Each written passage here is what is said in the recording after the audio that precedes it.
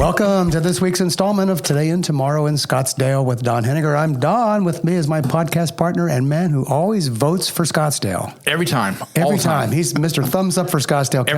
Kevin Maxwell. That's right. Greetings, Kevin. Hello, Don. Are you ready for another one? I'm ready. Let's do it. We keep chalking them up. This is going to be a good one. We keep chalking them up. We've got a guest today who's going to have a very busy year ahead, and that's Scottsdale City Clerk Ben Lane. Welcome, Ben.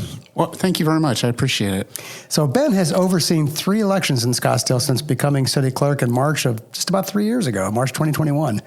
And we're in for a big election year this year, for sure. It's kind of been building up since 2021. You had a little warm up in 2022, and now we got the big one coming up in 24. To say Ben is well educated would be somewhat of an understatement. He holds a bachelor's degree in political science from Texas A&M, a law degree from the University of Texas, and a master's degree in public administration from the University of North Carolina. You're a Mr. Scholar here. Wow. That's amazing. Before he arrived in Scottsdale, he was deputy city clerk in Phoenix for more than 10 years. And there he managed campaign finance, early voting, and voting day functions in more than 15 city-conducted elections. You've been through the ringer, Ben. I'll bet you've seen a bunch of stuff already, haven't you? I have, yeah. So a little bit of background. I'm guessing maybe that you grew up in Texas. Is that right? I did, yeah. Thank you, Don. I was born in Houston, grew up in San Antonio, and was there for a number of years. And then after graduating law school, went to, like you mentioned, University of North Carolina, stayed there for a couple of years, and then was looking for a postgraduate internship. A friend of mine suggested looking at the one in Phoenix. I did. I was lucky enough to get in with the city of Phoenix and worked there for almost 17 years. Oh, wow. That's pretty cool. You couldn't find a university in Texas that had a public policy program? The University of Texas has a great, it's the Lyndon Baines Johnson School. Oh, yeah. A great program there. Yeah, right. I was looking, it's a great question, actually. I was looking to do something a little bit different. Yeah. And my dad, I had spent my whole life in Texas, and my dad goes, he had spent some time in North Carolina training. And he goes, I think you might like North Carolina. It might not be too big of a culture shock for you.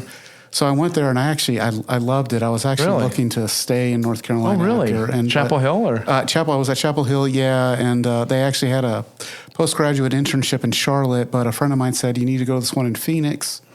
It has a much better reputation. It's much older.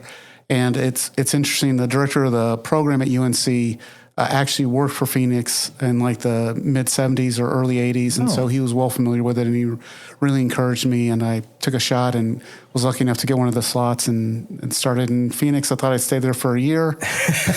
Yeah, that's right. Yeah, next thing I know, it's I met my wife at work, and 20 years later, I'm now here in Scottsdale, and it's great. A lot of people come here thinking they're going to be here for a year, and all of a sudden look back 25 years later. Sonia Adams Andrews said that just the other day, right? She did, Remember she was in Bend, Oregon, and didn't think she could be there very long, and wound up being there for a while. Think about it. If you come to Phoenix, or more particularly if you come to Scottsdale, where are you going to go next that's any better? Yeah. We got things pretty cool going on here, don't we? Yeah.